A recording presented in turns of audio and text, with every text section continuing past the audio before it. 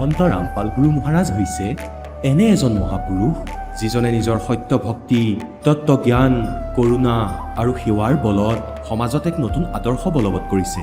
সন্ত ৰামপাল গুৰু মহাৰাজৰ নেতৃত্বত তেওঁৰ সকলো সৎলোক আশ্ৰমে কৰা বিস্ময়কৰ সমাজ কল্যাণমূলক কামে সমাজখনক সোণালী ভৱিষ্যতৰ এক নতুন আশা দেখুৱাইছে।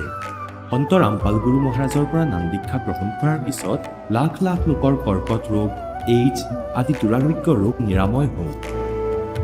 সন্তজনাৰ জ্ঞানৰ পৰা অনুপ্ৰাণিত হৈ তেওঁৰ অনুগামীসকলে লাখ লাখ ইউনিট ৰক্তদান কৰে। সন্তজনাই লাখ লাখ ভগ্নী কন্যাৰ যৌতুকমুক্ত বিয়াৰ আয়োজন কৰালে। সন্তজনাই লাখ লাখ মানুহক ড্ৰাগছ আসক্তিৰ পৰা মুক্ত কৰিলে। কোটি কোটি ধ্বংসপ্ৰাপ্ত পৰিয়াল শান্তিত লাগিল। সন্তজনাৰ আশ্ৰমত সমাৱেশৰ সময়ত বিনামূলীয়া চকুৰ চিকিৎসা আৰু দন্ত চিকিৎসাৰ ব্যৱস্থা কৰা হয়। সন্ত ৰামপাল গুৰু মহাৰাজৰ দ্বাৰা পৰিৱেশ সুৰক্ষাৰ উদ্দেশ্যে সময়ে সময়ে বৃহৎ পৰিসৰত বৃক্ষৰোপণ কৰা হয়। সন্তজনাই আৰ্তজনক তাৎক্ষণিক সকাহ দিবলৈ এম্বুলেন্স সেৱা আৰম্ভ কৰিছে। সন্তজনাই তেওঁৰ অনুগামীসকলক তেওঁলোকৰ শৰীৰ দান কৰিবলৈ অনুপ্ৰাণিত কৰে, যাতে মানৱতাৰ সেৱা আৰু চিকিৎসা ক্ষেত্ৰত উন্নতি কৰিব পৰা যায়।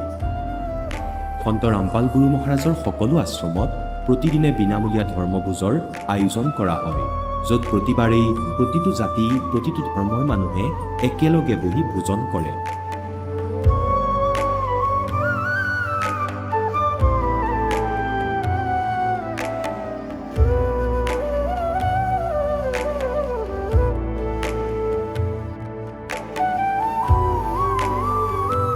সন্ত ৰামপাল গুৰু মহাৰাজৰ আশ্ৰমত সহস্ৰাধিক বৃদ্ধ বৃদ্ধাই শ্ৰদ্ধা আৰু মৰমেৰে জীৱন যাপন কৰাৰ সুযোগ পায়। তেওঁলোকৰ থকা খোৱাৰ আৰু স্বাস্থ্যৰ সম্পূৰ্ণ দায়িত্ব সন্ত ৰামপাল গুৰু মহাৰাজে বহন কৰে। অনাথ শিশুৰ বাবে সন্ত ৰামপাল গুৰু মহাৰাজৰ সকলো আশ্ৰম বিশেষ বৰদানতকৈ কম নহয়, য'ত তেওঁলোকক শিক্ষা, সংস্কাৰ আৰু ভৱিষ্যতৰ বাবে উন্নত সুবিধা প্ৰদান কৰা হয়।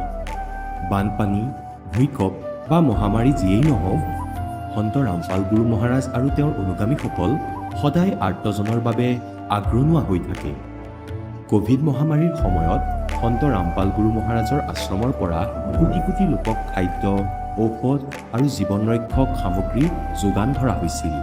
দুখীয়াক সকাহ কৰাই হওক বা যিকোনো শোষিত বা নিপীড়িত শ্ৰেণীৰ অধিকাৰ আৰু মৰ্যাদাৰ বাবে যুঁজ দিয়াই হওক, সন্ত ৰামপাল গুৰু মহাৰাজে সদায় তেওঁলোকৰ সকলো ন্যায্য দাবী চৰকাৰৰ ওচৰলৈ লৈ গৈছে আৰু তেওঁলোকক উপযুক্ত ন্যায় প্ৰদানৰ ক্ষেত্ৰত গুৰুত্বপূৰ্ণ ভূমিকা পালন কৰি আহিছে। সমাজত আধ্যাত্মিক আৰু সামাজিক মূল্যবোধৰ প্ৰতি সজাগতা অনাৰ প্ৰতিটো পদক্ষেপতে সন্ত ৰামপাল গুৰু মহাৰাজ মানৱতাৰ প্ৰকৃত সেৱক হিচাপে প্ৰমাণিত হৈছে। সন্ত ৰামপাল গুৰু মহাৰাজৰ জীৱনে আমাক শিকাইছে যে প্ৰকৃত সেৱা সেইটোহে যিটো নিস্বাৰ্থভাৱে কৰা হয়। আহক আমিও এই মহান সন্তজনৰ এই মহান সেৱাৰ কামত যোগ দিম আৰু সন্ত ৰামপাল গুৰু মহাৰাজৰ পৰা নাম দীক্ষা লৈ আমাৰ জীৱন ধন্য কৰি তোলোঁ।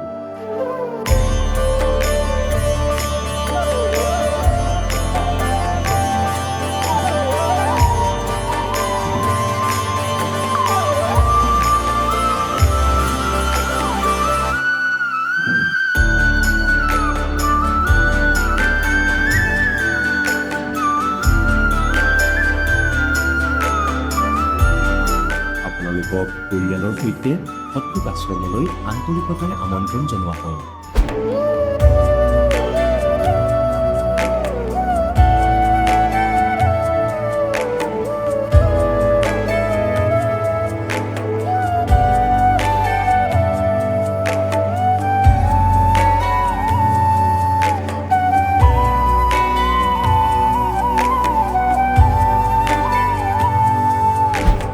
পূৰ্ণ পৰমাত্মাক পাবলৈ আৰু তেওঁৰ পৰা প্ৰকৃত লাভ প্ৰাপ্ত কৰিবলৈ পবিত্ৰ বাইবেলত প্ৰমাণ আছে যে প্ৰভুৱে মানুহক নিজৰেই স্বৰূপত সৃষ্টি কৰিলে, 6 দিনত সৃষ্টি ৰচনা কৰি 7ম দিনত বিশ্ৰাম লৈছিল।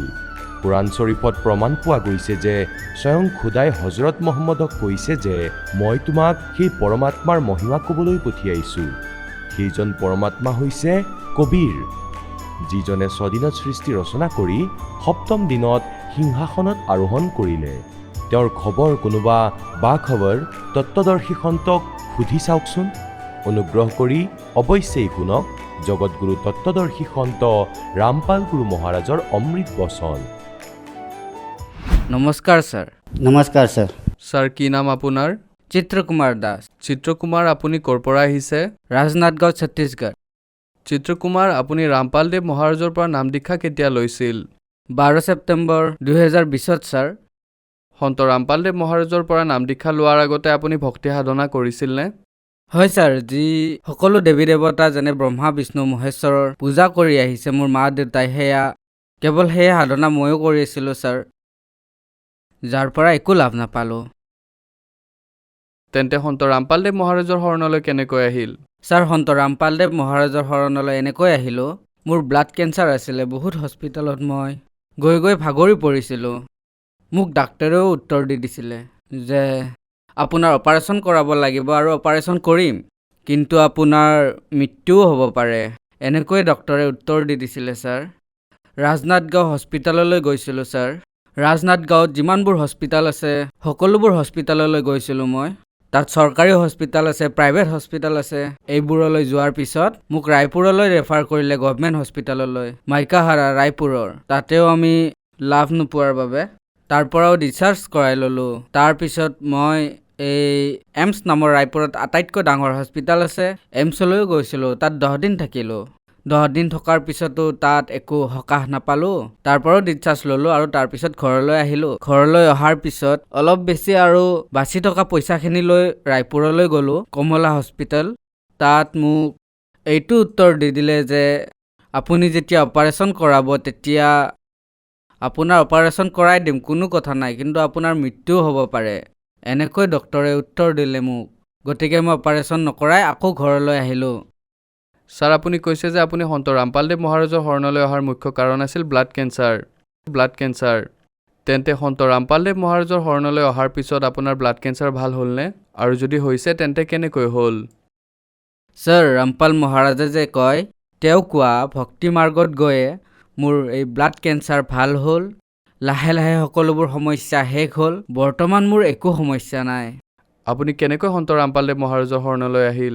মোৰ এজন সম্বন্ধীয় আছিল, তেওঁ সম্পৰ্কত মোৰ হুলখালী হয়। তেওঁ আহিল।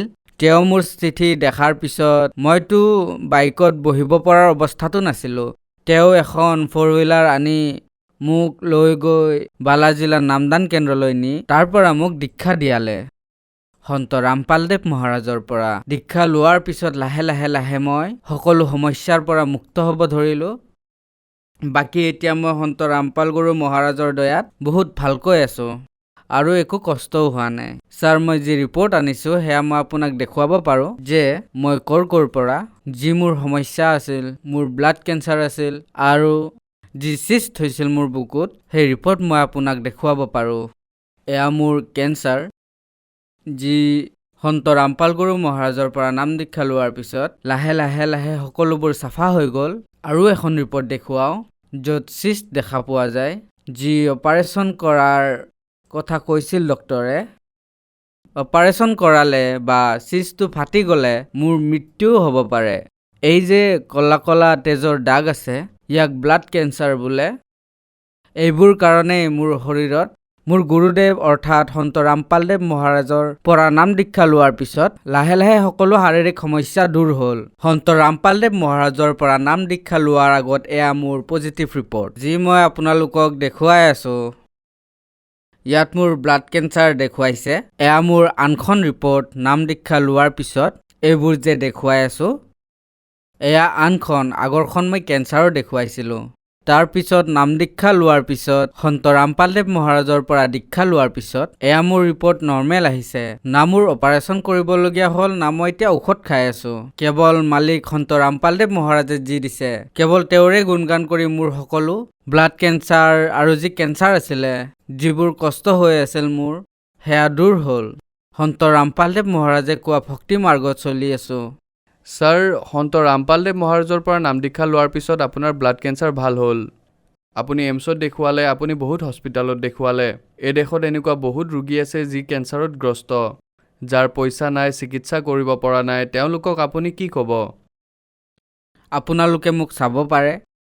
যি কেঞ্চাৰ, যিবোৰ বেমাৰ মোৰ শৰীৰৰ পৰা দূৰ হৈছে আপোনালোক সকলোৱে যিবোৰ ভাই ভনী এতিয়া কষ্টত আছে আপোনালোকে মোক চাব পাৰে আৰু আপোনালোকে গৈ সন্ত ৰামপালদেৱ মহাৰাজৰ পৰা নাম দীক্ষা লৈ নিজৰ বিপদবোৰ আঁতৰাব পাৰে। সন্ত ৰামপালদেৱ মহাৰাজৰ পৰা নাম দীক্ষা কেনেকৈ ল'ব পাৰি? সন্ত ৰামপালদেৱ মহাৰাজৰ পৰা নাম দীক্ষা এনেদৰে ল'ব পাৰি। সৎসংগ আহে সন্ত ৰামপালদেৱ মহাৰাজৰ টিভিত তাৰ তলত শাৰী এটা আহে য'ত নম্বৰ থাকে, হোৱাটছআপ নম্বৰ 8 নম্বৰো থাকে, য'ত আপোনাৰ সম্পূৰ্ণ ঠিকনা কৈ সন্ত ৰামপালদেৱ মহাৰাজৰ পৰা নাম দীক্ষা ল'ব পাৰে। ধন্যবাদ ছাৰ। সৎ চাহেব। এতিয়া জগতগুৰু তত্ত্বদৰ্শী সন্ত ৰামপাল গুৰু মহাৰাজৰ সৎসংগৰ মাধ্যমেৰে সেই অদ্বিতীয় আধ্যাত্মিক জ্ঞানৰ বিষয়ে জানি লওঁ, যাৰ মাধ্যমেৰে আপোনালোকেও প্ৰাপ্ত কৰিব পাৰিব এনেকুৱা আধ্যাত্মিক, মানসিক আৰু ভৌতিক সুখ যি এতিয়ালৈকে কেৱল আপোনালোকে মীৰাবাই, ধ্ৰুৱ, প্ৰহ্লাদ আদি কেইজনমান ভক্তৰ জীৱন কথাতহে শুনিছে। এতিয়া শুনক তত্ত্বদৰ্শী সন্তৰ সৈতে শাস্ত্ৰ অনুকূল ভক্তি সৎসংগ, এনেকুৱা অদ্বিতীয় আধ্যাত্মিক জ্ঞান যাৰ প্ৰমাণ আছে সকলো ধৰ্মৰ সকলো পবিত্ৰ শাস্ত্ৰত। गुरु बिन माला फेरते, गुरु बिन देते दान, गुरु बिन दोनों निष्फल है, चाहे पूछो वेद पुराण। চতুৰ্থ অধ্যায়ৰ 34 নম্বৰ শ্লোকত কৈছে, সেই তত্ত্বজ্ঞান তত্ত্বদৰ্শী সন্তৰ ওচৰলৈ গৈ বুজাই তেওঁক দণ্ডৱত প্ৰণাম জনালে। শ্ৰীমদ ভাগৱত গীতা অধ্যায় নম্বৰ 18 শ্লোক নম্বৰ 65 গীতাৰ জ্ঞানদাতাই কয়, মোক নমস্কাৰ কৰা, মোৰ ভগত হোৱা, ইয়াত কোনো সন্দেহ নাই, মোকেই প্ৰাপ্ত কৰিবা। নিজক প্ৰণাম জনাবলৈ দিশ নিৰ্দেশ কৰিছে আৰু তত্ত্বদৰ্শী সন্তক কৈছে তেওঁক দণ্ডৱত প্ৰণাম জনাবা। তেওঁ কৈছে তেওঁক দণ্ডৱত প্ৰণাম জনালে।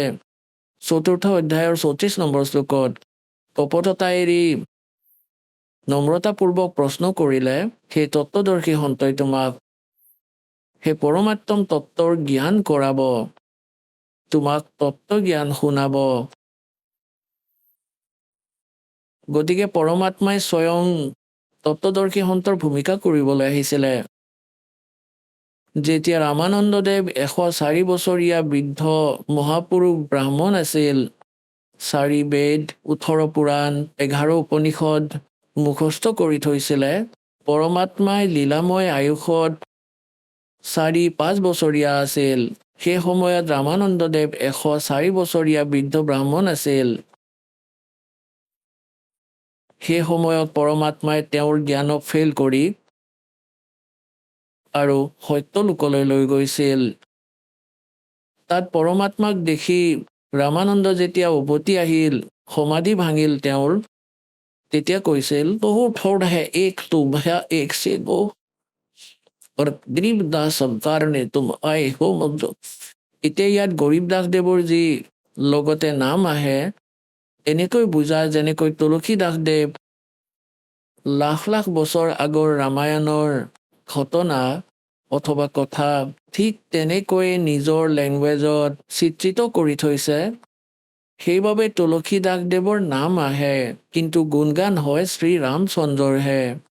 গতিকে এই প্ৰকাৰে গৰীবদাসদেৱকো পৰমাত্মাই সত্যলোকলৈ লৈ গৈছিল, তাৰ পৰা আকৌ থৈ গৈছিল। তাৰপিছত পৰমেশ্বৰে তেওঁৰ জ্ঞান যুগ খুলি দিছিল। আদৰণীয় গৰীবদাস চাহেবদেৱে পৰমেশ্বৰৰ মহিমা সকলো লিখিলে, চকুৰে দেখা। গতিকে কি ক'লে, বহু থোৰ হে এক তু বয়া এক সে দো, গৰীবদাস হম কাৰনে তুম আয়ে হো মগজো। ৰামানন্দদেৱে কৈছে, গৰীবদাসদেৱে কৈ আছে, তুম সাহেব তুম সন্ত হো, तुम सतगुरु तुम हंस, गरीबदास तेरे रूप बिना और न दूजा अंश। बोलत रामानंद जी सुनो कबीर करतार, गरीबदास सब रूप के तुम ही सृजनहार। तुम साहेब तुम संत हो, तुम सतगुरु तुम हंस। এতিয়া পুণ্যাত্মাসকল, সেই পৰমাত্মা 600 বছৰ আগতে আহিছিল, 4টা যুগতে আহিছে। সতযুগ, सतयुग में सित सुकृत कह टेरा, त्रेता नाम मुनींद्र बेरा, द्वापर में करुणा में कहाया, কলিযুগ নাম কবীৰ ধৰায়া। গতিকে যেতিয়া পৰমাত্মা কলিযুগত চন 1398 সত্যলোকৰ পৰা সশৰীৰ আহিল, বিক্ৰম সম্ভৱত 1455 জেঠ মাহৰ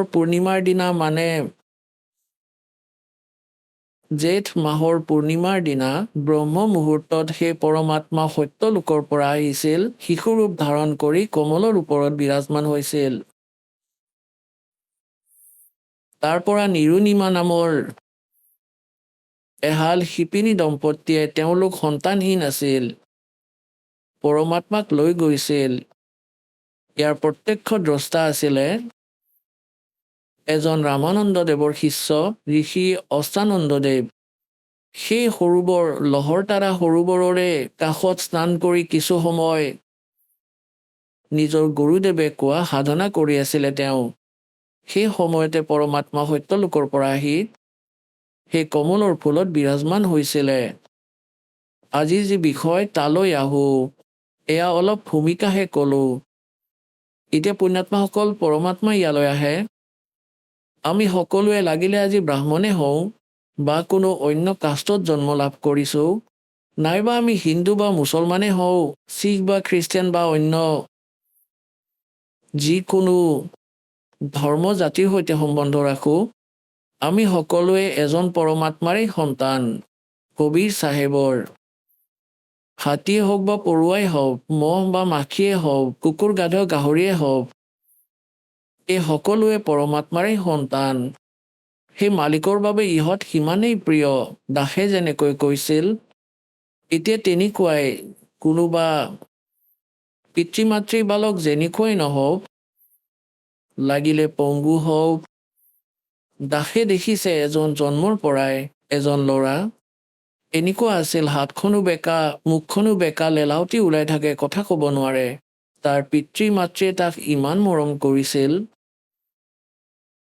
তাৰ ওলাই থকা লেলাউটি মচিছিলে সিহঁতে, মুখ ধুৱাই দিছিল, আকৌ মৰম কৰিছিল। যি নেকি সি 12-13 বছৰীয়া আছিলে, বিচনাত পৰি আছিলে, বিচনাত। গতিকে পুণ্যাত্মাসকল, আমি সেই পৰম পিতাৰ সন্তান। আজি কোনোবা গাধই হওক বা গাহৰিয়ে হওক বা কুকুৰ হৈ কষ্ট ভুগি আছে, সেই পৰম পিতাৰ বাবে সিমানেই মৰমীয়াল। কোনোবা গাই হওক, ছাগলীয়ে হওক, কুকুৰা মহে হওক, আৰু যিয়ে ইহঁতক কষ্ট দিয়ে, খাই মাৰে, সেই পৰম পিতাই বৰ কষ্ট পায়। আৰু সেইকালে আমাৰ লগত ইমান অত্যাচাৰ কৰিছে যে সি আমাৰ পিতাৰ ওপৰত প্ৰতিশোধ লৈ আছে। এই বদমাছে ভুলটো নিজেই কৰিলে তাত। সেয়া ইমান সুখৰ স্থান আছিল, একোৰে অভাৱ নাছিল। এই বদমাছে তপস্যা কৰিলে বেলেগ ৰাজ্যৰ বাবে। কোৱা লাগিলে 100 ব্ৰহ্মাণ্ডই লৈ লোৱা, এখন বিচনাতে শুব লাগিব। 20টা কোঠালি থকা ঘৰে বনাই লোৱা, এটা কোঠালিৰ এখন বিচনাৰ এটা কোণতে পৰি থাকিব লাগিব জীৱই। ইমান কিয় লাগে? ইয়াৰ দৰে বৃত্তি আমাৰো হ'ল। আৰু পিছত যেতিয়া সেই ছোৱালীজনীৰ লগত বেয়া ব্যৱহাৰ কৰিলে, ভুল সি কৰিলে, পৰমাত্মাই ওলাই দিয়াত পৰমাত্মাৰ শত্ৰু হৈ গ'ল। এতিয়া আমিও আহিলোঁ সেই কালৰ জালত পৰি পৰম পিতাৰ ওচৰৰ পৰা। এতিয়া ই প্ৰতিশোধ লৈ আছে। আপুনি চাই লওক, কোনোবা জীৱ সুখী আছে জানো? সকলো মৰ্যাদা এনেকৈ বনালে, যেনেকৈ ঘৰবোৰ চাই লওক, ঘৰে ঘৰে মহাভাৰত সদায় হয়। এনেকুৱা সংযোগ বনাই থৈছে, যেনেকৈ শাহুমাক হয় 50 বছৰীয়া আৰু বোৱাৰীয়েক হয় 18 বা 20 বছৰীয়া। এতিয়া 50-55 বছৰীয়া ব্যক্তিৰ 18-20 বছৰীয়া বালকৰ নেচাৰ কেতিয়াও নিমিলে। আৰু দুয়োটা এখন ঘৰতে থাকিব লাগে, দুয়োটাৰে সদায় কাজিয়া হৈয়ে থাকিব। গতিকে ই শান্তিত থাকিবই নিদিয়ে, এনেধৰণে ছেট কৰি দিছে। গতিকে পুণ্যাত্মাসকল, ইয়াৰ বিকল্প নাই। জ্ঞান বুজক, জ্ঞান বুজি তাৰপিছত সেই জ্ঞানৰ আধাৰত শান্তি পাব। এটা উদাহৰণ আছে, এগৰাকী শাহুৱেকে নিজৰ বোৱাৰীয়েকক বহুত গালি পাৰিছিল, ধমক দিছিল, কথা শুনাইছিল, সৰু সৰু কথাত বহুত কষ্ট দিছিল। তাৰপিছত এদিন সেই শাহুৱেকৰ এগৰাকী বৃদ্ধা বান্ধৱী আছিলে, ক'ব ধৰিলে, ভনী ব'লা সৎসংগ শুনিবলৈ যাওঁ। আজি মোৰ দেৰি হ'ল, অকলে যাব নোৱাৰো, তুমি আজি মোৰ লগত ব'লা। শাহুৱেকে সৎসংগৰ নাম শুনিলে বৰ খং কৰিছিল, কিন্তু সেইদিনা নিজৰ বান্ধৱীৰ কাৰণে না ক'ব নোৱাৰিলে। ক'লে ব'লা তোমাৰ লগত যাম, কিন্তু মোৰ সৎসংগ ভাল নালাগে। তালৈ সকলো এলেহুৱা মানুহবোৰ যায়, অকৰ্মণ্য ব্যক্তি যায়, যিয়ে কাম নকৰে, অলপ খাই অলপ দান দিয়ে, সেইটোৱে ডাঙৰ কথা বুলি ভাবে। এনেকুৱা ধৰণৰ চিন্তাধাৰা সকলোৰে আছিল। সেই বৃদ্ধাজনী গ'ল, তাত জ্ঞান শুনিলে। সৎসংগত এইটোৱে কোৱা হয় যে ভাগ্যত যি লিখা আছে সেয়াতো হ'বই হ'ব। যেনে ধৰক কিবা ক্ষতি হ'ল ঘৰত, কোনোৱে নিজৰ ঘৰত ক্ষতি হোৱাটো নিবিচাৰে, তথাপিও যদি কিবা কাৰণত হয়, তেতিয়া আন যি ডাঙৰ মানুহ থাকে সৰুবোৰক দুখ দিয়ে। শাহুৱেকে বোৱাৰীকৰ লগত লাগে যে তুমি নাশ কৰিলা, আগে পিছে নোচোৱা, ঘৰ নাশ কৰিবা, অশান্তি কৰিছা। তেতিয়া সৎসংগত কৈ আছিলে যে লোকচান হ'বলগীয়া থাকিলে হ'বই, সেইটো হ'বলগীয়া আছিল, তেন্তে অযথা কাজিয়াবোৰ কিয় কৰা তোমালোকে? ভগৱানৰ ওপৰত বিশ্বাস ৰাখা, যি হ'ল হ'ল, ডাঙৰ কিবা হ'বলগীয়া আছিল সৰুতে শেষ হ'ল। পুণ্যাত্মাসকল, চাবোন আৰু পানীৰ স্বভাৱ কাপোৰৰ মলি নিশ্চয় আঁতৰ কৰিব, যদিহে সম্পৰ্কলৈ আহে আৰু প্ৰয়োগ কৰাজন যদি সঠিক হয় জনা। গতিকে সৎসংগলৈ আহিলে আত্মাত নিশ্চয় প্ৰভাৱ পৰে। আৰু এতিয়ালৈকে আমি যি জ্ঞান শুনি আহিছো তাৰ ওপৰত আধাৰিত হলো, এয়া শুনিলে কিয় ডাইভাৰ্ট নহম? সেই বৃদ্ধাগৰাকীয়ে ভালদৰে বুজি পালে যে হ'বলগীয়া থাকিলেতো হ'বয়ে, পিছত যদি সেইটো কথালৈ কাজিয়া কৰি থকা যায় তেন্তে বেছি অশান্তি হয়। তেওঁ দীক্ষাও ল'লে। এতিয়া এদিন কি হ'ল, তেওঁৰ বোৱাৰীয়েক ম'হৰ গাখীৰ উলিয়াই ওপৰত শিকলিৰে এটা পাত্ৰ আঁৰি দিয়ে, তলত লোহাৰ হুক বনাই তাতে বাল্টি থৈ দিছিলে এটা, গাখীৰৰ কুকুৰ মেকুৰীৰ পৰা বচাবলৈ। তেওঁৰ বোৱাৰীয়েকে গাখীৰ উলিয়ালে 5-6 কিলো গাখীৰ এবাৰত, আৰু সেইটো ওলমাবলৈ ধৰিলে। অনুমান কৰি থৈ আছিলে, যিহেতুকে প্ৰেক্টিচ আছিলে, যেতিয়া পাত্ৰটো তাতে লাগি ধৰিব তেতিয়া তলত সেইটো এৰি দিছিলে, তেতিয়া ফিট হৈ গৈছিলে, আঁৰি দিছিলে। সেইদিনা ভুলতে আনটো ফালে লাগি গ'ল আৰু তেওঁ এৰি দিলে। সেই সকলো গাখীৰ উৰুটাকৈ পৰিল, গোটেই মজিয়াতে গাখীৰ বিয়পিল। এতিয়া বোৱাৰীয়েকে গাখীৰৰ ফালে চোৱা নাছিল, শাহুৱেকৰ ফালে চাই আছিল যে এতিয়া কাজিয়া আৰম্ভ কৰিব। নিৰাশ হৈ চাই আছিলে। তেতিয়া শাহুৱেকে ক'লে, পুত্ৰী কোনো কথা নাই, আজি আমাৰ ভাগ্যত নাছিল, পাৰা যদি ওপৰে ওপৰে উঠাই লোৱা আৰু মহটোক খুৱাই দিয়া। এতিয়া তাই বহু সময় ভাবি থাকিলে যে মোকতো গালি পাৰিব লাগিছিলে শাহুৱে, আজি কিহৰ বাবে নকলেনো একো।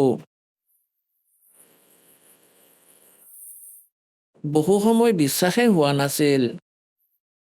তাই ভাবিলে খঙতে চাগে এনেকৈ ক'লে। তাৰপিছত ভাবিলে স্বামী আহিলে চাগে তেওঁক শুনাব সকলো। সেইদিনাখনে গিৰিয়েককো একো নকলে।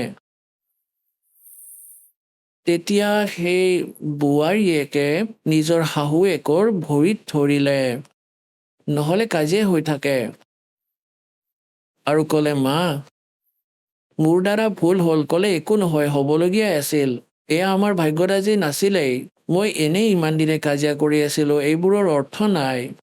এতিয়া চাওক, সৎসংগলৈ অহাৰ বাবে মহাভাৰত নোহোৱা হৈ গ'ল, শান্তি হ'ল। গতিকে পৰমাত্মাৰ কৃপাতেই এই লেতেৰা লোকত আমি শান্ত আৰু সুখী হ'ব পাৰিম। তাৰপিছত ভক্তি কৰিম। বোৱাৰীয়েক আৰু পুতেকেও নাম দীক্ষা ল'লে, ঘৰত মিনি সত্যলোক হৈ গ'ল পৰমাত্মাৰ কৃপাত। গতিকে পুণ্যাত্মাসকল, পৰমাত্মাই আহি জ্ঞান শুনাইছিলে। আৰু তেওঁৱেই এই যথাৰ্থ জ্ঞান দিছিলে। আমাৰ ধৰ্মগুৰু ভাৰতত মুছলমান আৰু হিন্দু এই দুয়োটাই ধৰ্ম অধিক আছিল আৰু এই দুয়োটাই পৰমাত্মাৰ বালক। পৰমাত্মাই কয় कि मैं रोत हूँ सृष्टि को यह सृष्टि रोए मोहे गरीबदास इस योग को हो समझ न सकता कोई। মই তোমালোকৰ বাবে কান্দো কাৰণ তোমালোক মোৰ সন্তান। তোমালোক দুখত আছা, জন্ম মৃত্যুৰ দুখত দুখী হৈ আছা আৰু ইয়াত কুকুৰ গাধ গাহৰি হৈ কি খাই আছা আৰু তাত তোমালোকে কি খাইছিলা তোমালোকে অনুমানো কৰিব নোৱাৰা।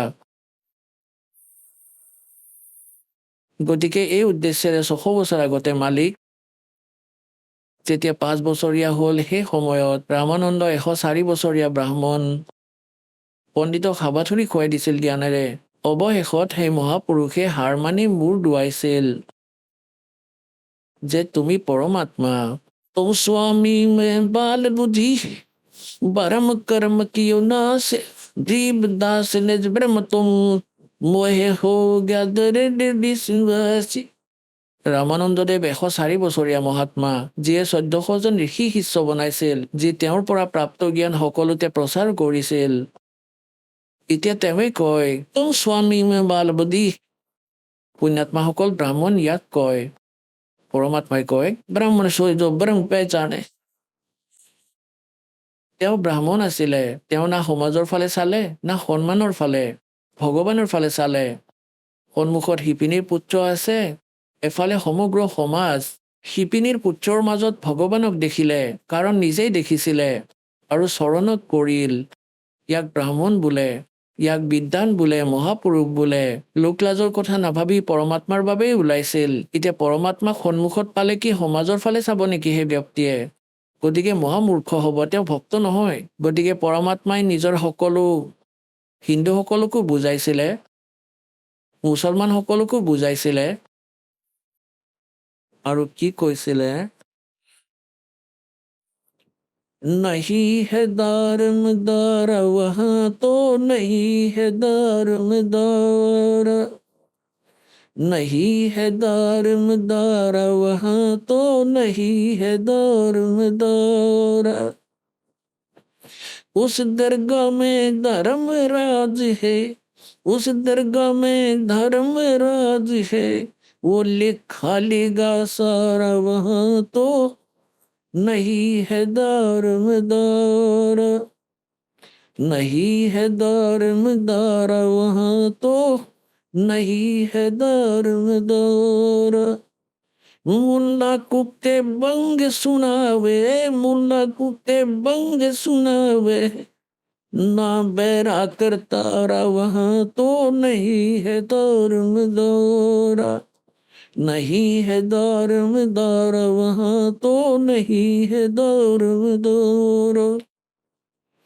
300 रोजे खून करत हो 300 रोजे खून करत हो तुम कैसे हो दीदार वहाँ तो नहीं है दारमदार नहीं है दारमदार वहाँ तो नहीं है दारमदार। मूल गवाए चले हो काजी मूल गवा चले हो काजी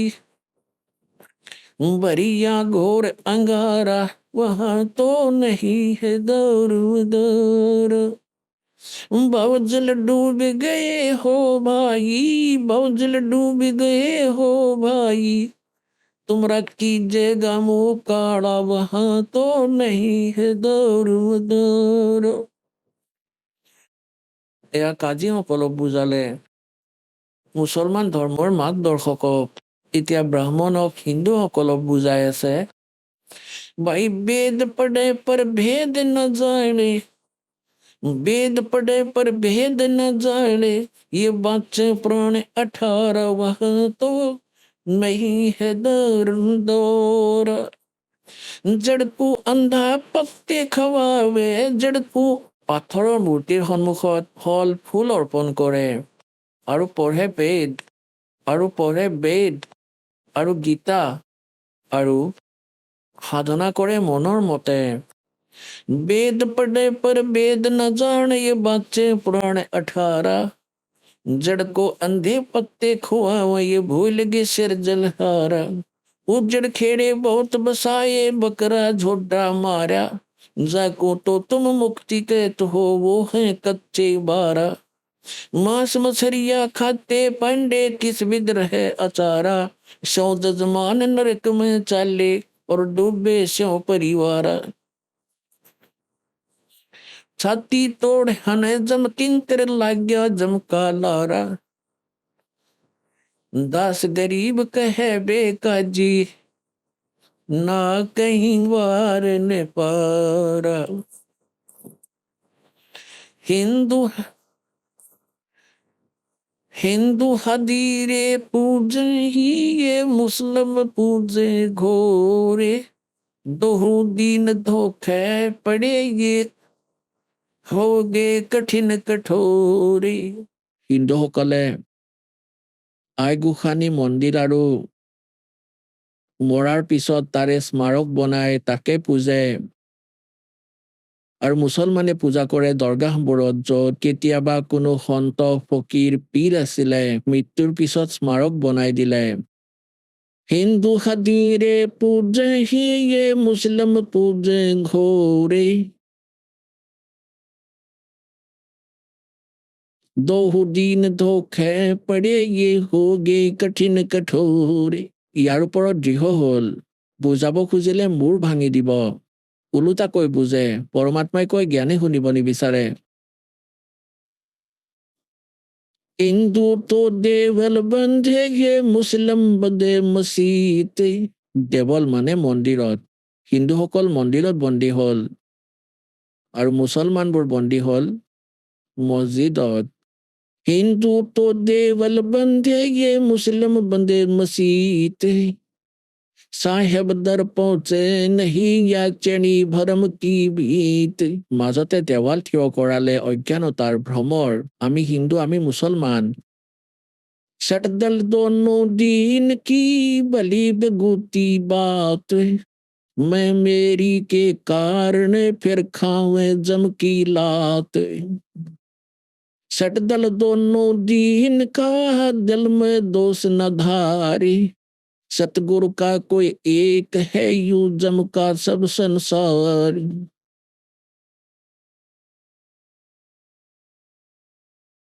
अदम उदाहरण संग है कर प्रतीत पिछाड़ी। हृदय माथे की गई पूजे जड़ पाषाण। এতিয়া পুণ্যাত্মাসকল, পৰমাত্মাৰ উদ্দেশ্য এইটো আছিল যে তোমালোকে এই ভুৱা সাধনা বাদ দি সঁচা সাধনা কৰা সন্তানসকল। এতিয়া মুছলমানসকলক কৈছিলে काशी जोरा दीन का ये काजी खलस करते। गरीबदास उस सरे में झगड़े आन पड़ते। सुन काजी राजी नहीं आपे अलय खुदा। गरीबदास किस हुक्म से तन पकड़ पछाड़ी गाय। এতিয়া পৰমাত্মাই কৈছিলে তুমি কাৰ আদেশত গাই মাৰি পেলালা। সেই পৰমাত্মাৰ আদেশ যিয়ে 6 দিনত সৃষ্টি ৰচিলে আৰু 7ম দিনা সিংহাসনত গৈ বহিল, তোমালোকে তেওঁৰ আদেশৰ পালন কৰা। তেওঁই হল আল্লাহু আকবৰ। পৰমাত্মাই স্বয়ং আহি কৈছিলে আৰু এই পৰমাত্মাৰেই তথ্য আছে বাইবেলত, উৎপত্তি গ্ৰন্থত। তাত স্পষ্ট কৰিছে 6ষ্ঠ দিনা পৰমাত্মাই মনুষ্যৰ ৰচনা কৰিলে, তাৰে আগতে সকলো জীৱ জন্তুৰ উৎপত্তি কৰিলে আৰু সেই মনুষ্যক পৰমাত্মাই নিজৰ দৰে জন্ম দিলে, নিজৰ চেহেৰাৰ মনুষ্যৰ দৰে। গতিকে পৰমাত্মা মনুষ্যৰ দৰে। আৰু সেই পৰমেশ্বৰে আদেশ দিলে যে তোমালোক সকলোৰে বাবে যিবোৰ অন্য প্ৰাণী আছে, সৰু সৰু বীজ থকা সৰু সৰু ঘাঁহৰ পুলি আৰু মানুহৰ বাবে বীজ থকা গছ আৰু ফল থকা বৃক্ষ, নাথিং এলছ। মাংস খোৱাৰ আদেশ সেই পৰমাত্মাই দিয়া নাই। আগলৈ আপোনালোকৰ কোৰাণ শ্বৰীফত সেই পৰমাত্মাৰ স্থানত অন্য ফিৰিষ্টাৰ আদেশ যদি তোমালোকে লিখি লৈছা, তেন্তে সেয়া পৰমাত্মাৰ নহয়, তেওঁৰ আদেশৰ পালন কৰা। এতিয়া পৰমাত্মাই কি কয়? গৌ হমাৰি মাতা হে, গৌ হমাৰি মাতা হে, পিবত জিসকা দুধ। আগতে মহ কম আছিলে, সকলোৰে ঘৰত গাই আছিলে। এতিয়া যাৰ আমি গাখীৰ খাওঁ, প্ৰথম জননী যি হয়, যাৰ গাখীৰ খাওঁ তেওঁ মা। যিহেতু আমি গাইৰ গাখীৰ খাওঁ, গতিকে গাই মা। মহৰ গাখীৰ খাওঁ, গতিকে মহো মা। আৰু মাককে মাৰা, যিয়ে গাখীৰ খুৱাই তেওঁকে কাটি খোৱা, আৰে বুদ্ধিহীন। এতিয়া পৰমাত্মাই কি কয়? गौ हमारी माता है, पीवत जिसका दूध, गरीबदास का जी कुटल तन कतल किया औजूद। गौ अपनी अम्मा है, तापर छुरी नबा, गरीबदास घी दूध को सब ही आत्म खावे। ऐसा खाना खाइए माता को ना पीड़े, गरीबदास दरगाह सर तेरे गल में पड़े जंजीर। এতিয়া পৰমাত্মাই কি কৈছিলে? कि काजी पटक कुराने को उठ गए सिर पीटे, गरीबदास जुल्हे ने इस धानक ने कैसी कही বাত কহি অদিত। অদিত মানে যিবোৰ অযথা কথা কৈ আছে এইবোৰ আমি আগতে শুনা নাই। আৰু কাজীসকল খঙতে উঠি গুচি গ'ল। সেইদিনা চিকান্দাৰ লোধি দিল্লীৰ বাদশ্বাহ বাৰাণসীলৈ গৈছিলে। কাৰণ চিকান্দাৰ লোধি দিল্লীৰ যিজন সম্ৰাট, তেওঁৰ অন্তৰ্গত ভাৰতৰ এই সকলো সৰু সৰু ৰাজ্য ৰজাৰ অধীনত আছিল। সেই সময়ত দিল্লীৰ যি আহক আমি এতিয়া সেই শ্ৰদ্ধালুসকলৰ অনুভৱবোৰ জানো, যিসকলে জগতগুৰু তত্ত্বদৰ্শী সন্ত ৰামপাল গুৰু মহাৰাজৰ পৰা দীক্ষা প্ৰাপ্ত কৰিছে তথা তেওঁ কোৱা ভক্তি মাৰ্গ এওঁলোকে অৱলম্বন কৰি আছে। নমস্কাৰ ছাৰ। নমস্কাৰ, আপোনাৰ শুভ নামটো? মোৰ নাম শ্ৰী লক্ষেশ্বৰ বসুমতাৰী। আপুনি কোন ঠাইৰ পৰা আহিছে? মই অসম শোণিতপুৰ ডিষ্ট্ৰিক্ট গাঁও বুন্দাজাৰীৰ পৰা আহিছোঁ। আপুনি সন্ত ৰামপাল গুৰু মহাৰাজৰ পৰা নাম দীক্ষা কেতিয়া লৈছিল? মই সন্ত ৰামপালজী গুৰু মহাৰাজৰ চৰণত 2019 অক্টোবৰ মাহৰ 7 তাৰিখে লৈছিলোঁ। সন্ত ৰামপাল গুৰু মহাৰাজৰ পৰা নাম দীক্ষা লোৱাৰ আগতে আপুনি অন্য কিবা ভক্তি সাধনা কৰিছিলনে? হয়, মই সন্ত ৰামপালজী মহাৰাজৰ চৰণত নাম দীক্ষা লোৱাৰ আগতে মই বহুতো সাধনা ভক্তি কৰিছিলোঁ। যেনেকুৱা আপোনাৰ আমাৰ হিন্দু ধৰ্মত প্ৰচলিত ব্ৰহ্মা বিষ্ণু মহেশ আদি কৰি সৰস্বতী লক্ষী যিয়ে মানে আহক ৰীতি ৰিবাজ, মানে বছৰত যিমানটো ৰীতি ৰিবাজ হয় সেই সকলো মই মানিছিলোঁ। লগতে মই আমাৰ ঘৰত মানে যোনটো বৰ্তমান মানে আমাৰ ঘৰত মই যেতিয়াৰ পৰা দেখা পাইছোঁ তেতিয়াৰ পৰা আমাৰ দেউতাই শিৱ মন্দিৰ আছিল, তাতে আপোনাৰ দেউতা মাও তাতে শিৱৰ নাম লৈছিল আৰু ময়ো সেই ভক্তি কৰি আছিলোঁ। বহুত দিন ধৰি মই শিৱৰ নামত ভক্তি কৰিলোঁ। লগতে ভক্তি কৰাৰ লগতে তাৰপিছত মই আপোনাৰ এয়া বলবম বুলি কয় আমাৰ শাওণ মাহত নহয়, যে এক ৰাতি আমি দিনটো ব্ৰত ৰাখি মানে নাখাই নুবৈ থাকি আৰু লগতে ৰাতি ৰাতভৰ মই গংগাৰ পৰা জল উঠাই যিকোনো নদীৰ পৰা আৰু পবিত্ৰ মানে গংগা বুলি কয় আমাৰ ইয়াত যিকোনো নদীকে, সেই তাৰ পৰা জল উঠাই মানে পানী উঠাই আনি ঘটিত লৈ মানে শিৱলিঙত ৰাতিপুৱা জল চৰাইছোঁ, যিকোনো মন্দিৰত ৰাতি ৰাতভৰ গৈ আছোঁ। ঠিক তেনেকুৱা এইবোৰ কৰিছোঁ। তাৰ লগতে মই 2000 চনৰ পৰা আকৌ মই মানে এয়া শংকৰ চৰণত মানে তেখেতক গুৰু বনাই আধাৰ বনাই তেখেতৰ আধাৰত চলি থকা যিবোৰ আপোনাৰ কীৰ্তন ভাগৱত বা আপোনাৰ নামঘোষা বা যিকোনো আপোনাৰ ধৰ এয়া তিথি উপলক্ষে আৰু নামঘৰত যিকোনো নাট ভাওনা কীৰ্তন যি হয় এইবিলাক সকলো মই মানিছিলোঁ। আৰু লগতে এই গাঁও সমাজত যিকোনো ভাগৱত পাঠ হ'লে এইবিলাকত মই বহুতো মানে শ্ৰদ্ধা ভক্তিৰে তেখেতক গুৰু মানি মই এইবিলাক ভক্তি কৰিছিলোঁ। ছাৰ, যিহেতু আপুনি জনালে যে আপুনি হিন্দু সমাজত প্ৰচলিত পৰম্পৰাগত যিবিলাক সাধনা সেই আটাইবিলাক আপুনি কৰি আছিলে, তেনে ক্ষেত্ৰত ছাৰ আপুনি সন্ত ৰামপাল গুৰু মহাৰাজৰ শৰণলৈ কিয় আহিব লগা হ'ল? বিশেষকৈ ক'বলৈ গ'লে সন্ত গুৰু ৰামপালজী মহাৰাজৰ চৰণৰ মই এই উপলক্ষে আহিবলগীয়া হ'ল।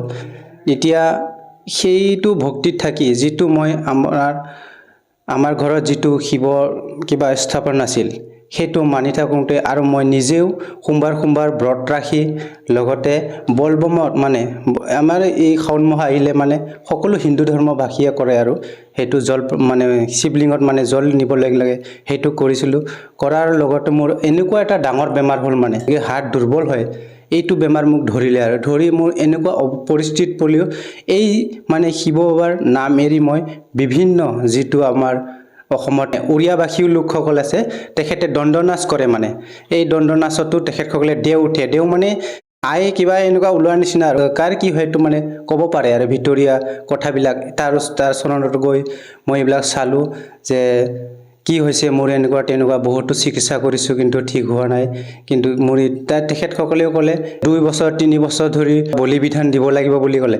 তেতিয়া মই ভাবিলোঁ এইবিলাকতো মই দিব নোৱাৰিম আৰু মই এইবিলাকৰ পৰা আগতে অলপ দূৰত থাকোঁ মানে ভয় লাগে। তেতিয়া মই হ'ব বুলি মই গুচি আহিলোঁ, সেইটোতো মই লাভ নাপালোঁ। তাৰপিছত গৈখিনি আপোনাৰ মই এজন আমাৰ গাঁৱতে তেখেতে শংকৰ গুৰু আধাৰ মানি তেখেতে নাম কীৰ্তন এইবিলাক কৰি থাকে।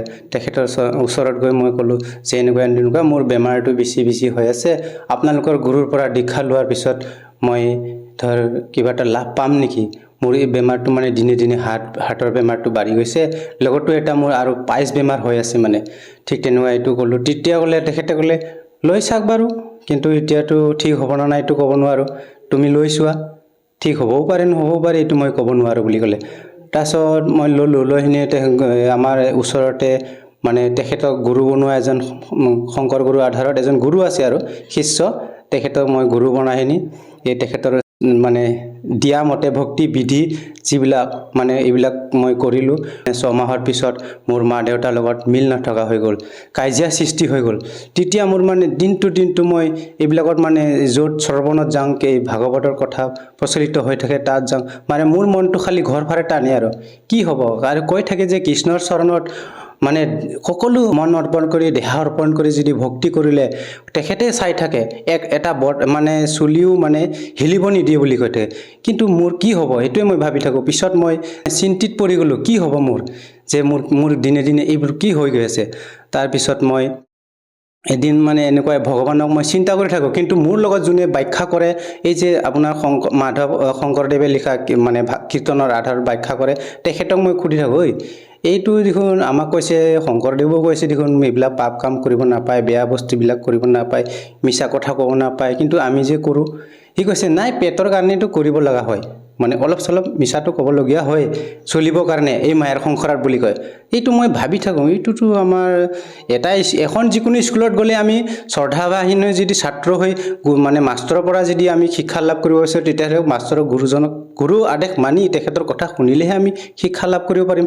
সেইদৰে মই ভাবি থাকোঁ, ভাবি পিছত এজন মোৰ এই যোনজন মানে মোক এই মানে শংকৰদেৱক আধাৰত মানে লৈ গৈছিলে, শিষ্য কৰিছিলে, তেখেতে এদিন ক'লে এই এনেকুৱা তেনেকুৱা মানে মোবাইলত এজন গুৰু আহে, কিন্তু আমাৰ যোনবিলাক শাস্ত্ৰবেদ এইবিলাক দেখোন ধুনীয়া খুলি কৈ আছে, একদম মানে সকলো দেৱী পুৰাণ, দুৰ্গা পুৰাণ, বিষ্ণু পুৰাণ আৰু শ্ৰীমদ গীতা ভাগৱত আৰু ঋগ্বেদ যিকোনো মানে আমাৰ হিন্দু ধৰ্মৰ পবিত্ৰ শাস্ত্ৰবোৰৰ আধাৰ লৈ আৰু লগতে কোৰাণ বাইবেলতো যি আছে মানে এইটোকো মানে এটাই ভগৱান বুলি তেখেতে সাক্ষাৎ প্ৰমাণ দিছে, সেই বুলি মোক কৈছে। তেতিয়া মই মানে খঙত মানে এনেই মোৰ মানে মোৰ মাথা কাম নাইকিয়া হৈ গৈছে। মানে মই কৈ দিওঁ আৰু তাক, সেই টিভিত বহুতো টিভি স্ক্ৰীণৰ মানুহে আৰু কি মানে অলপ পইচা দিবহে লাগে, সি 1 ঘণ্টা 2 ঘণ্টা এনেকুৱা বুকি দিব, সেইবিলাক চাই বাদ দিয়া, ইয়াতে আমি পাই আছোঁ, দিনে দিনে আমি বুজি আছোঁ কৃষ্ণই সকলো, আৰু সেইবিলাক কিয় কিবা চাব লাগে, সেইবিলাকৰ আধাৰত কিয় কথা শুনিব। আকৌ 2 মাহৰ পিছত আকৌ এবাৰ ক'লে। তেতিয়া মই ভাবিলোঁ কি হ'ব, নাই মই ধ্যান নিদিলোঁ। তাৰপিছত এদিন আকৌ এবাৰ কওঁতে মই লিখি লৈ আহিলোঁ, মোবাইলত চাবিচোন সন্ত ৰামপালজী মহাৰাজ বুলি চাৰ্চ কৰি চাবি, অসমীয়াটো আহে, আপোনাৰ হিন্দীটো আহে, সকলো কিবাতে আহে। আৰু তেখেতে লিখা পুথিও আছে, গীতা তোমাৰ জ্ঞান অমৃত, জীৱনৰ সুগম পথ, জ্ঞান গংগা। তেতিয়া মই এদিন মানে মানুহজনী কোৱা নাই, মানুহজনীটো মোক মানে এনি টাইম খং কৰি থাকে, মানে যে মই একোৱে কৰিব নোৱাৰোঁ, ঘৰখন মানে একদম দুৰ্বলতা হৈ পৰিলে, বহুত দুৰ্বলতা হৈ পৰিলে, যাতে মই ঋণ মানে চাৰিওফালে বাহিৰত ওলাব নোৱাৰা হৈ গ'ল। তেতিয়া ভাবিলোঁ কি কৰাটো হ'ব উচিত চাংচোন বাৰু কি দিছে ঘৰত টিভিও আছিলে তাৰপিছত চালোঁ সৎসং সৃষ্টি ৰচনা যেতিয়া ক'লে বেদৰ পৰা হে পৰমাত্মা মই কি কাম কৰি আছোঁ তেতিয়া মানে মই ভাবিলোঁ এইজনহে পৰমাত্মা হয় বেদে আমাক সাক্ষাৎ কৈ আছে আজি গীতাই কৈ আছে আজি শ্ৰীমদ দেৱী ভাগৱত পুৰাণে কৈ আছে আজি কোৰাণে কৈ আছে আজি বাইবেলে কৈ আছে এজনেই পৰমাত্মা আৰু এই আমি যাক কৃষ্ণক মানি আছোঁ সেই কৃষ্ণৰ আধাৰত যোনটো গীতা হয় সেই গীতাই কৈ আছে যে গীতা 18 শ্লোক 62 সেই অৰ্জুন তই পৰম সনাতন শাশ্বতম ধামটো যোনটো সত্য ধামটো পাবৰ কাৰণে তত্ত্বদৰ্শী সন্তৰ ওচৰত যা বুলি কৈছে তেতিয়াহে তই সেই পৰম সত্য ধামটো পাব বুলি কৈছে তেতিয়া মই কান্দি কান্দি মই থাকিব নোৱাৰা হৈ মোৰ টকা পইচা অভাৱ মই তেতিয়া ভাবিলোঁ হাৰিয়ানাত নাম দীক্ষা ল'ব লাগে তেতিয়া মই কি কৰিম মানে সেই ভগৱানৰ লগত লিংক কৰাৰ পিছত তেখেতেও ক'লে কিবা এটা কৰি যাব লাগিব নহ'লেতো উপায় নাই তেখেতৰো অলপ দুখ হৈ আছে মানে তেতিয়া ভাবিলোঁ কি কৰি যাম আমাৰ ঘৰৰ মানুহজনীক মই দেখুৱালোঁ এই জ্ঞানবিলাক চালোঁ বুজিলোঁ শাস্ত্ৰক প্ৰমাণ কৰি যালে সকলো সত্য হয় মানে একদম মানে শাস্ত্ৰ মানে বিৰোধী নহয় মানে শাস্ত্ৰত যিটো লিখা আছে সেইটোহে তেতিয়া মই মানুহজনী গ'লোঁ মানুহজনীও কিন্তু এনেকুৱা বিশ্বাস হ'ল তাৰ প্ৰতি বিশ্বাস হৈ মানে এই আমি নাম ল'বই লাগিব তাৰপিছত মই আমাৰ ইয়াৰ অসমত বন্ধন গোট বুলি কয় সেই বন্ধন গোটৰ পৰা 30,000 টকা লৈ মই পিছত মই ফোন কৰিলোঁ যে আমাৰ এনেকুৱা লাখ ভাল পৰমাত্মাৰ চৰণত যে মানে ওচৰতে নামদান পালোঁ মানে আমাৰ অসমতে ইমান নথৈ আনন্দ হৈ গৈ মই 2019 7 ছেপ্টেম্বৰ দিনাখন সন্ত ৰামপালজী মহাৰাজৰ চনত এই দুখৰ কাৰণে মই নাম দীক্ষা ল'বলগীয়া হ'ল ছাৰ আপুনি যিহেতু জনালে যে আপোনাৰ যি শাৰীৰিক সমস্যা আছিলে আপোনাৰ হাৰ্টৰ সমস্যা আছিলে আৰু আপুনি বিভিন্ন মানে সমস্যাত ভুগি আছিলে পাৰিবাৰিক এতিয়া বৰ্তমান যি আপুনি সন্ত ৰামপাল মহাৰাজৰ পৰা নাম দীক্ষা ল'লে নাম দীক্ষা লোৱাৰ পিছত আপোনাৰ সেই যিবিলাক সমস্যা আছিলে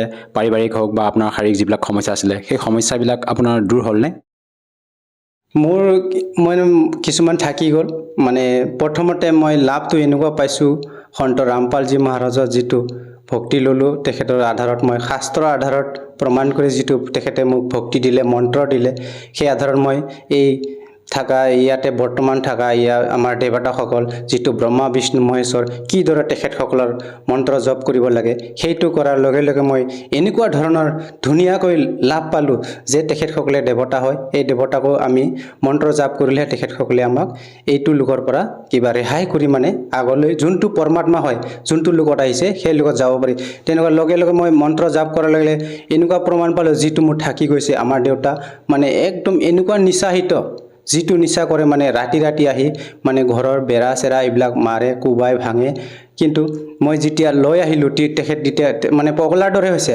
তেখেতে লৈ আহি মই তেতিয়া ভাবিছোঁ হে পৰমাত্মা কি হ'ব আপোনাকে পৰমাত্মা আপুনি সকলো হয় আপুনি শাস্ত্ৰ প্ৰমাণৰ আধাৰত হে পৰমাত্মা আপুনি দয়া কৰক তেখেতকো যাতে তেখেতৰ চৰণত লৈ লওক এনেকুৱা বুলি কোৱাৰ লগে লগে তেখেতে মানে 2-3 দিনমান আমাক বহুত অসুবিধা কৰিলে অসুবিধা কৰাৰ পিছতে তেখেতো মানে লাহে লাহে এই ভক্তি মাৰ্গত আহিবলৈ কৰিলে আনি তেখেতে মানে ক'লে যে ল'ৰা তুমি যি ভক্তি কৰিছা ময়ো সেই নাম ল'ম মোকো সেই মানে ভগৱানৰ চৰণত লৈ যোৱা বুলি ক'লে মই এনেকুৱা ভাল লাগিলে যিটো আমাৰ ঘৰত আমাৰ বাইদেউ ভণ্টি মানে সকলোৱে আহিব ভয় কৰিছিল আমাৰ দেউতাৰ কাৰণে এনেকুৱা নিচা খাই মানে কোনোবা এজন ব্যক্তি আহিব ভয় কৰিছিল উল্টা চিধাকৈ প্ৰথমতে মোৰ সেইটো লাভ হৈছে আৰু লগতে যিটো আমাৰ পত্নী মানে অকৰা স্বভাৱ বা তেখেতৰ মানে দুৰ্বলতাৰ কাৰণে বা বেমাৰ আজাৰৰ কাৰণে যিটো হাই কাজিয়া হৈ থাকে আমাৰ মাৰ লগত আৰু সেইটো মানে আমি বেলেগ খাই থকাটো মানে লগে লগে মানে মিলি গ'ল মানে বেছি দিনে নালাগিলে মানে আপোনাৰ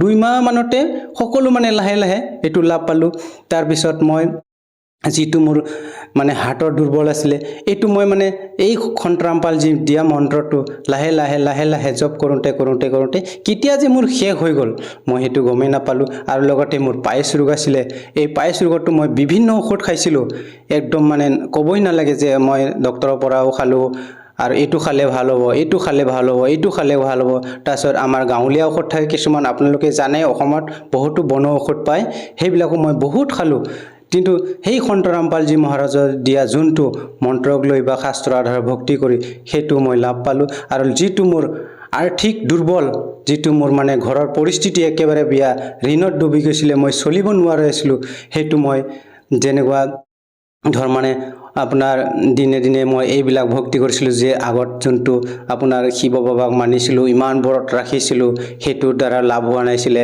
লগতে শংকৰ গুৰু মানি তেখেতৰ আধাৰত যিটো ভক্তি কৰিলোঁ সেইটোৰো লাভ পোৱা নাছিলে। কিন্তু এই সন্ত ৰামপালজী মহাৰাজৰ চৰণত আহি এই মানে কিঞ্চিত মাত্ৰ 1 বছৰতে মোৰ এনেকুৱা লাভ হৈ গ'ল, যিকোনো ধাৰ আছিলে সকলো মানে কেতিয়া যে সমাপ্ত হৈ গ'ল মই মানে গমেই নাপালোঁ। আৰু লগতে মানে মোৰ ঘৰৰ পৰিৱেশ এনেকুৱা মিলিবলৈ ধৰিলে যে আমাৰ বাইদেউহিনতেও মানে আজি ভাবে যে এই কেনেকুৱা তেখেতসকলে মিলি গ'ল, কেনেকুৱা তেখেতসকলে আগৰ পৰিস্থিতি বেয়া আছিলে, আমি যাবই নোৱাৰোঁ, না বোৱাৰীৰ ফালে থাকিম না মানে আমাৰ মাৰ ফালে থাকিম, সেই বুলি মানে আমাৰ ঘৰত অহা নাছিলে। মই এইবোৰ বিভিন্ন ধৰণৰ আৰু লগতে ক'ব নালাগিলে আৰ্থিক যিবোৰ দুৰ্বলতা আছিল মোৰ সকলো দুখ দূৰ হৈ গ'ল। ছাৰ এতিয়া আপোনাৰ পৰা আৰু এটা কথা জানিব বিচাৰিছোঁ, যিহেতু আপুনি সন্ত ৰামপাল গুৰু মহাৰাজৰ পৰা দীক্ষা লোৱাৰ পিছতে আপুনি শাৰীৰিকভাৱে হওক বা আৰ্থিকভাৱে হওক বিভিন্ন প্ৰকাৰে লাভ পালে, আৰু আপুনি নিজে মত ব্যক্ত কৰিছে যে আপোনাৰ পিতৃয়ে যেতিয়া নিচা সেৱন কৰি আছিলে, মানে ঘৰত হাই কাজিয়া কৰিছিলে আৰু তাৰ পৰা পৰিত্ৰাণ পালে আপোনাৰ পিতৃয়ে, তেনে ক্ষেত্ৰত ছাৰ আপুনি অসমৰ পৰা তেখেতৰ পৰা নাম দীক্ষা লৈ এনেধৰণৰ লাভ পাইছে, এইটো ছাৰ কেনেকৈ সম্ভৱ? ভগৱান মানে ভগৱানটো ভগৱানে হয়, পৰমাত্মাটো পৰমাত্মাই হয়। তেখেতে জেলতে থাকক, যিতে থাকে, তেখেতৰ ইচ্ছা এইটো ইচ্ছা হয়। কিন্তু আমিহে আচল জেলত আছোঁ, কালৰ জালত আমিহে বন্দী হৈ আছোঁ, যিটোনো আমি চত লোকত আছিলোঁ। শাস্ত্ৰই কয়, আমাৰ গুৰু সন্ত ৰামপালজী মহাৰাজে শাস্ত্ৰ প্ৰমাণ কৰি তেখেতে দেখুৱাই থাকে। কিন্তু তেখেতে এইবোৰ লীলা কৰে, যেনেকুৱা সত্য যুগত তেখেতে সৎসুকৃত নামেৰেও আহে, তেতা যুগত তেখেতে মুনীন্দ্ৰ নামেৰে আহে, দাপৰত কৰুণাময় ৰূপৰে আহে। এই কলি যুগত তেখেতে 600 বছৰ আগত কবিৰদেৱ নামেৰে আহিছিল।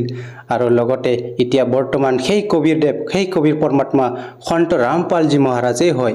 আমাকহে তেখেতে উদ্ধাৰ কৰিব আহিছে। ছাৰ আৰু এটা কথা, আমি যিহেতু আমাৰ অসমৰ যিবিলাক আমাৰ শ্ৰদ্ধালু গুৰু আছিলে, তেওঁলোকেতো আমাক ব্ৰহ্মা বিষ্ণু মহেশ্বৰ গজৰ্ম বুলি ভক্তি সাধনা প্ৰদান কৰি আহিছিলে।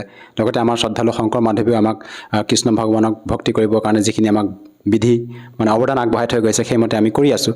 তেনে ক্ষেত্ৰত ছাৰ আমি কবিৰদেৱক পৰমাত্মা বুলি কেনেকৈ মানি ল'ম ছাৰ? কবিৰদেৱক পৰমাত্মা আমি নিজে মানি ল'ব দৰকাৰ নাই। আমাৰ যিটো শাস্ত্ৰ আছে, যিকোনো আমাৰ গীতা, দেৱী পুৰাণ আৰু মই আগতে কৈছোঁ যে কোৰাণ, বাইবেল, এইবিলাকৰ আধাৰতহে আমি পৰমাত্মাক চিনি পাব পাৰি। ঠিক তেনেকুৱা যদি সকলো ঘৰে ঘৰে আছে, আজি কাৰোবাৰ ঘৰত গীতা আছে বা আপোনাৰ দেৱী পুৰাণ আছে, দেৱী পুৰাণত সাক্ষাৎ প্ৰমাণ কৰিছে যে সন্ত ৰামপালজী মহাৰাজে দেখুৱাই দিছে, যে আঙুলিয়াই দিছে 138 নম্বৰ পেজত যে ব্ৰহ্মা বিষ্ণু মহেশ্বৰ তেখেতসকলে নাচবান হয় বুলি কৈছে, তেখেতসকলৰ জন্ম মৃত্যু হয় বুলি কৈছে। সেইকাৰণে মানে ব্ৰহ্মা বিষ্ণু মহেশ্বৰ শংকৰে 3জনে কৈছে যে আমাক মানিব নালাগে, প্ৰকৃততে আমাক জন্মদাতা দুৰ্গা মাতাহে বুলি কৈছে। শ্ৰীমদ দেৱী ভাগৱত পুৰাণৰ তাত লিখা আছে যে দুৰ্গা মাতাই কৈছে মোকো বাদ দিয়া, কেৱল প্ৰকৃততে ওম নামহে স্মৰণ কৰিব লাগিব। কিন্তু আমি গীতাত চাবলৈ গ'লে, গীতা 17 শ্লোক 23ত এই ওম তৎসৎ 3টা মন্ত্ৰ পায়।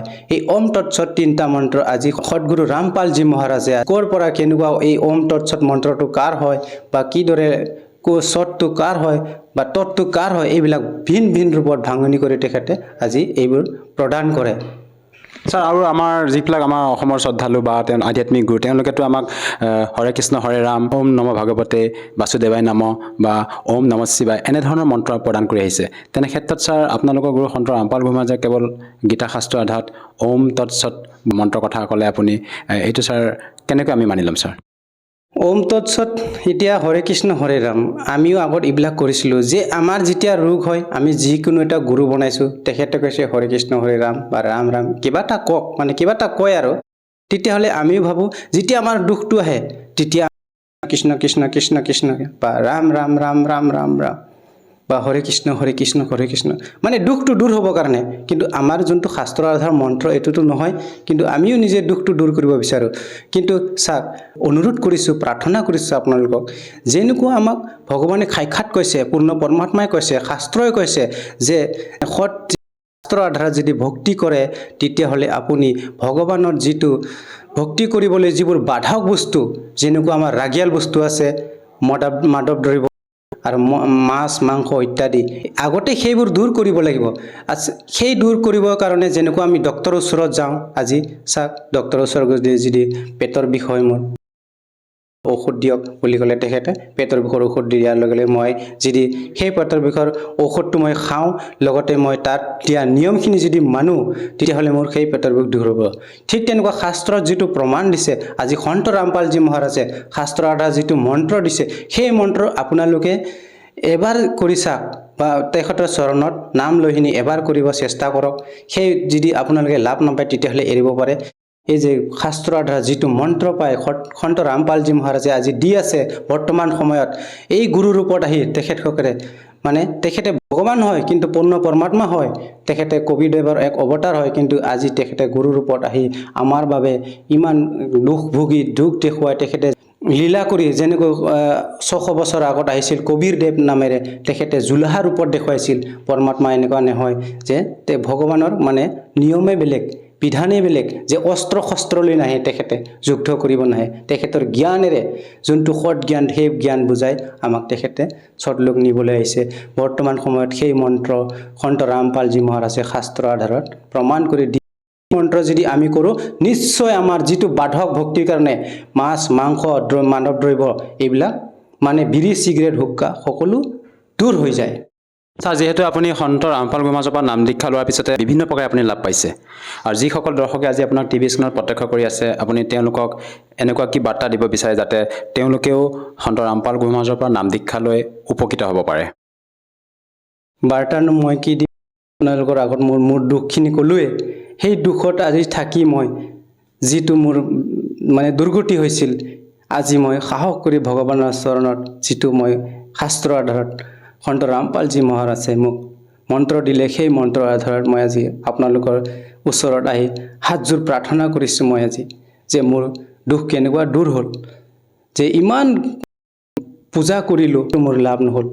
মই আজি সন্ত ৰামপালজী মহাৰাজৰ চৰণত ভক্তি পোৱাৰ কাৰণে হাতযোৰি প্ৰাৰ্থনা মই বাৰম্বাৰ কৰিছোঁ। আপোনালোকৰ সকলো হাতে হাতে আজিকালি মোবাইল আছে, যিকোনো এপছতে যাওক, আপোনাৰ ইউটিউবৰ পৰা দি ফেচবুক ইনষ্টাগ্ৰাম যিকোনো এপছতে যাওক, সন্ত ৰামপালজী মহাৰাজ বুলি চাৰ্চ কৰক, তাতে সৎসং আহিব। এই সৎসংবিলাক শুনক, আৰু লগতে সন্ধিয়া সাধনা চেনেলৰ 7:30 আহে, ইয়াত যাওক, ইয়াত যাইখিনি আপোনালোকে চাওক, চাইখিনি নিজৰ গ্ৰন্থ, নিজৰ ঘৰতে থকা গ্ৰন্থসমূহ আপোনালোকে মিলাইখিনি আপোনালোকেও মোৰ দৰে মানে দুখত পৰি আছে, চবেই দুখতে আছে মোৰ ভাই বন্ধুসকল। তাৰ কাৰণে মই বাৰে বাৰে হাতযোৰ প্ৰাৰ্থনা, আপোনালোকে এইবিলাক কিতাপ যদি আজি যদি কোনোবা এজন ব্যক্তিয়ে লৈ থৈছে, পুণ্য আত্মাই লৈ থৈছে, মোৰ দাদাই লৈ থৈছে বা মোৰ ছাৰে লৈ থৈছে, বা চাবলৈ সময় নাই বা কোনোবা ব্যক্তিয়ে পোৱাই নাই এইবিলাক কিতাপ, তেতিয়াহ'লে আপোনালোকে অৰ্ডাৰ কৰক, যে জ্ঞান গংগা, গীতা তোমাৰ জ্ঞান অমৃত, জীৱনৰ সুগম পথ। আৰু লগতে এই কিতাপটো আপোনালোকে নথৈ অলপ হ'লেও কিঞ্চিত হ'লেও সময় ওলাই এইবিলাক চাওক, যে কি কৈছে, কি লিখিছে। আৰু এইবিলাক যদি আমি আজি থৈ দিওঁ, তেতিয়াহ'লে আমাৰ জীৱন ব্যৰ্থ যাব। সেইটো কাৰণে মই ভাই বন্ধুসকল, মই বাৰে বাৰে অনুৰোধ, মোৰ দৰে যিটো দুখ আছিল আপোনালোকৰ সেই শাস্ত্ৰৰ আধাৰত সন্ত ৰামপালজী চৰণৰ যদি মন্ত্ৰলৈ ভক্তি কৰে, 100% আপোনালোকৰো লাভ হ'ব। ছাৰ, আমি যিহেতু অসমৰ নিবাসী, আমি আপোনালোকৰ গুৰু সন্ত ৰামপাল গুৰুৰ মাজৰ পৰা যদি নাম দীক্ষা ল'ব বিচাৰোঁ, সহজভাৱে কেনেকৈ ল'ব পাৰিম? সন্ত ৰামপালজী মহাৰাজৰ নাম দীক্ষা লোৱাটো একেবাৰে সহজ, বিলকুল বিনামূলীয়া। কাৰণ আজিকালি সকলো হাততো মোবাইল আছে। আপুনি ইউটিউবত যাওক, ফেচবুকত যাওক, টুইটাৰত যাওক, ইনষ্টাগ্ৰামত যাওক, যিকোনো এপছতে যাওক। আৰু নহ'লে সন্ত ৰামপালজী মহাৰাজৰো এটা এপছ আছে, সেইটোও ডাউনলোড কৰি ল'ব পাৰে। তাতে আপুনি ডাউনলোড কৰাৰ লগে আপোনাৰ সৎসং বুলি লিখি দিয়ক, তাতে সৎসং আহিব বিভিন্ন ভাষাৰে। আপোনাৰ কোনটো লেংগুৱেজত লাগে, অসমীয়াত লাগে নাই এইটো আহিব। অহাৰ লগে লগে তাতে আপোনাৰ সেইটোত মানে স্ক্ৰীণত এটা নম্বৰ আহে, সেই নম্বৰটোত আপুনি ফোন কৰক। ফোন কৰি আপুনি কোনটো ডিষ্ট্ৰিক্টত আছে, কোনটো ষ্টেটত আছে, সেইটো আপোনাক জনাই দিব। জনাই দিয়াৰ লগে লগে আপুনি ওচৰত থকা সেই নামদানত আপুনি বিনামূলীয়াকৈ 1 টকা খৰচা নোহোৱাকৈ আপুনি নিশ্চিতভাৱে নাম ল'ব পাৰিব। ধন্যবাদ থাকিল ছাৰ। সৎসাই।